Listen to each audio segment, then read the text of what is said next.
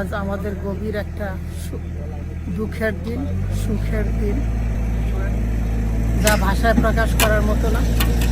আমার ওয়াইফের বড় ভাই, অর্থাৎ আমার সম্বন্ধী এবং গ্রামণী ভাতিজা রুবেল এবং তার বন্ধু ফাহিমের শেষ বিদায়। আমাদের সবাইকে এভাবে বিদায় নিতে হবে। আমাদের শেষ বিদায়,